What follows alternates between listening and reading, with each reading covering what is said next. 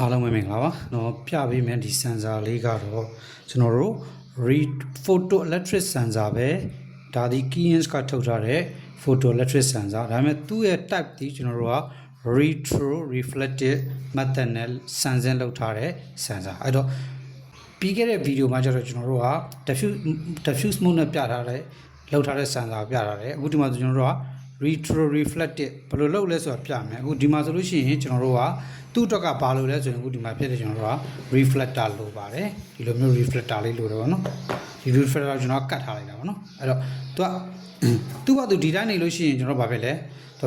အပတ်ကိုဒီတက်ဖြစ်နေတယ်လို့ဖြစ်နေအဲ့တော့သူဘာဖြစ်လဲဆိုဒီဘက်က reflector လေးနဲ့သူကတဲ့သွားတော့မှသူက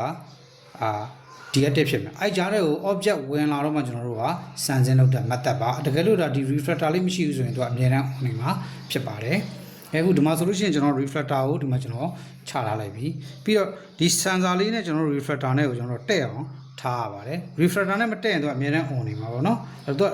distance ဝေးထိလည်းရတယ်အခုကျွန်တော်ဆိုရင်ကျွန်တော်ပြမှာဖြစ်ကြောင်းကျွန်တော် distance အရင်မဝေးတော့ဘူးနော်ဒါတော့ဒါဆိုရင်ဒီကြားထဲမှာကျွန်တော်တို့က object တစ်ခုခုပေါ့ခြိုက်တဲ့ object တစ်ခုခုဝင်လာခဲ့ edit ဖြစ်တယ်เนาะတခါ edit ဖြစ်တယ်เนาะအဲ့တော့သူကmid range ပေါ့เนาะmid range ပေါ့နည်းနည်းဟိုတိတ်ဟိုဥပမာပစ္စည်း project ကဒီတက်လို့ရှိရင်လည်းပတ်ကကြီးကျင်နေဆိုလို့ရှိရင်ကျွန်တော်တို့ကretro reflective mode တွေကိုကျွန်တော်တို့ကသုံးတာများတယ်နောက်တစ်ခုမှကျတော့ကျွန်တော်တို့ကဒီ oppose တို့เนาะအဲ့လိုမျိုးစံစာတွေကိုလည်းပြောပြအောင်မှာဖြစ်ပါတယ်အားလုံးကိုကျေးဇူးတင်ပါတယ်